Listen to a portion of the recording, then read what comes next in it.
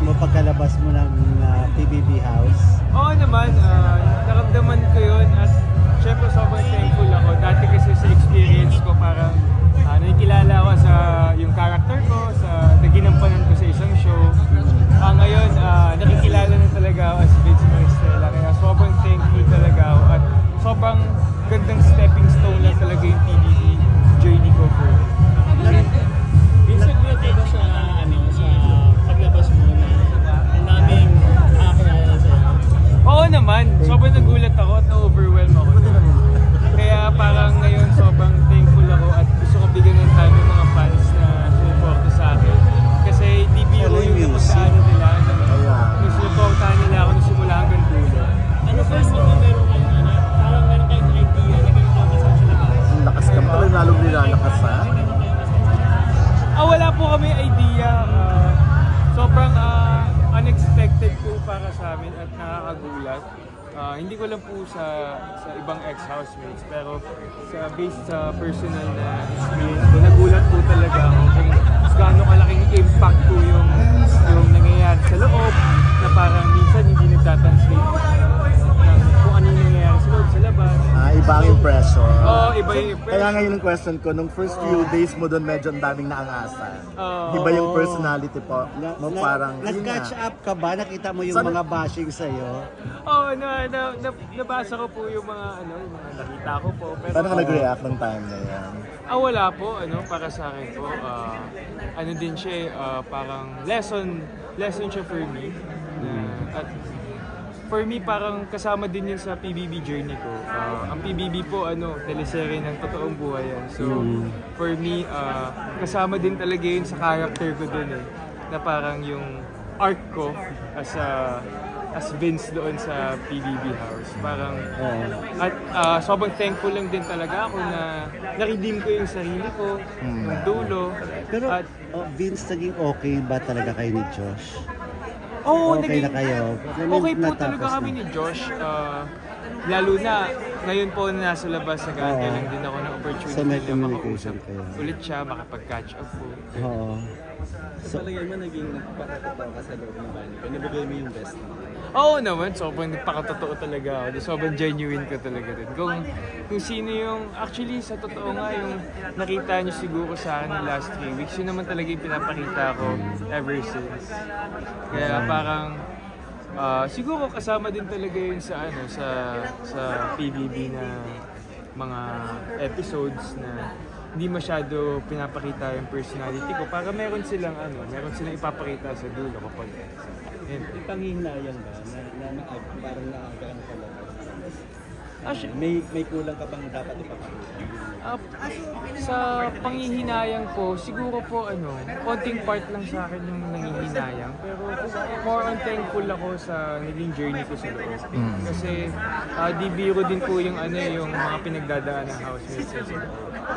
Sobrang limited din talaga ng food supply, yung mga nakakausap mo, pare-parehas everyday. At syempre, hindi mo din nakakausap yung mga loved ones mo. So for me, sobrang hirap talaga. Kaya nga nung nasa loob kami, usap-usapan namin na grabe yung respeto namin sa mga big winner, sa mga sumali talaga ng PBB dati. Kaya thankful lang din talaga ako. Lahat ng mga lessons na natutunan ko doon, in-absorb ko lang talaga. At gusto kong i-apply dito sa outside. Wish you could have stayed long. Feeling ko, oo naman. Pero feeling ko lahat naman ng ex-housemates, parang yun yung wini-wish na nakapag-stay sila na mas matagal. Para sa akin, hindi naman parang wala akong may pagkukulang akong napakita doon or may gusto pa akong ipakita. Pero siguro halos lahat naman ng ex-housemates gusto maging big winner at may experience yung full journey ng PBB. Okay. Pero Vince, last na lang ako. Marami ka ring naging gay fans na paglabas. Anong feeling doon? Kasi laban din kayo sa loob, di pa pa-abs kung pa-abs. Aware ba kayo na may mga ganong eksena sa labas? Wala po akong idea tungkol doon. Meron nga ako naalala na parang merong nang-bash sa akin na homophobic ako. Kaya sobrang nasaktan ako noon na natawag akong homophobic kasi mga halos mga ka-work manager ko, gay, straight. So para sa akin, sobrang, alam mo yun, mahal na mahal ko yung mga tao. Never ako nagpakita na homophobic ako. Kaya nasaktan, yun siguro yung pinakamasakit sa akin. Ang pinanggalingan kasi, Yun nga yung hindi ako sigurado eh. Kasi wala ka bang statement noon na anti-LGBTQ? Wala. Suporta nga ako ng LGBTQ eh. Para sa akin, nakakagulat lang din talaga na parang iba talaga yung nagtatansi. Pero close naman kayo daw sa Isnir, di ba? Oo naman. Gabi yung banding namin ni Isnir, sa kanya ko nga nakuha yung atake. No word. Oo, no word. Yung kumusta ang paggamit ng sila? Okay naman. Interesado ko siya. Siguro, Hindi ko in-expect kay Kate yun Oh my na. God, Sorry guys. Galing kay Kate. Sige, pasagot naman ng ano yan kasi galing kay gamit Kate naman eh. ng CR, siguro Nakikita niyo ba yung camera? Oo, kita namin yung camera. Siguro, nung una nahirapan lang din talaga mag-adjust. Pero lahat naman kami pinagdaanan yun eh. So, para sa akin, okay lang. Yun, sanay lang talaga. So nung una parang medyo ingat pa, pero nung tumatagal, Ano lang din, strategy lang din talaga. okay, may strategy. Mga may pupuntahan ka lang. Angle ka lang. Pero teka, Vince, may... Dahil experience mo na maging house. May isa kong tanong. Hindi talaga scripted yung nangyayari. Maraming tanong kay Kate, talaga CR. Oo naman, masasabi ko na sobrang authentic at genuine ng TVB. Parang mo na, ang gawin mo na yung question. Lahat kami doon nagpakatotoo. Siguro, kaya din para sa akin masaya ako dahil wala akong pinagsisihan. Ang napulot ka talaga doon mga lessons na tinuro sa akin ni Kuya at saka tinuro sa akin ng mga housemates. At siguro may natutunan din talaga ako sa sarili ko.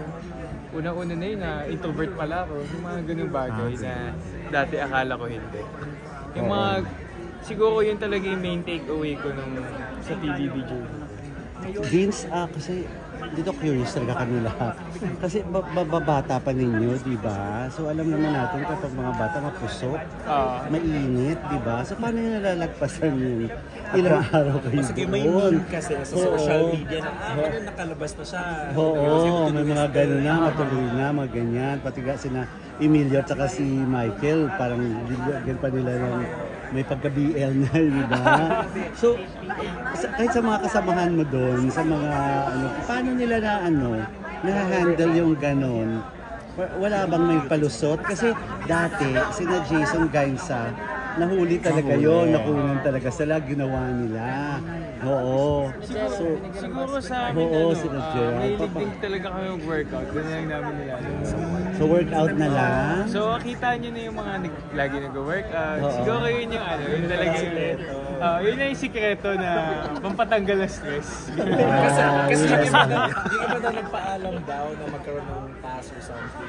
Yung episode, nila dyan lang din. May basketball, binigyan sila ng basketball.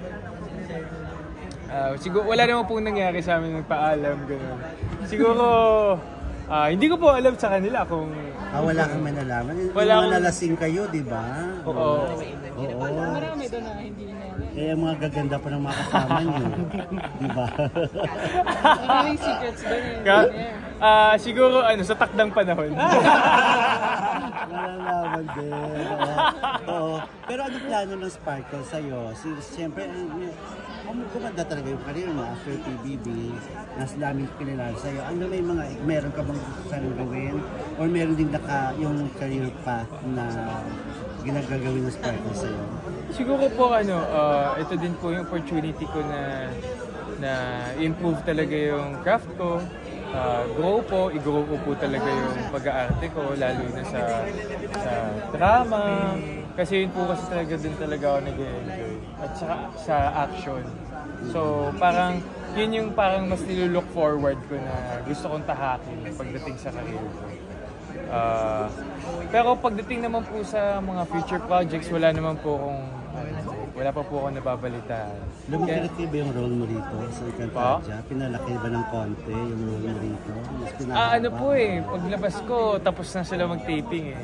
So, para sa akin, kung ano talaga yung natrabaho ko nun, yun yung so yun na tape mo. Sa type of pamilya na nakasama mo, sino yung gusto mong makasama? Paglabas nila ng bahay. Paglabas? pamilya kasi di ba sa love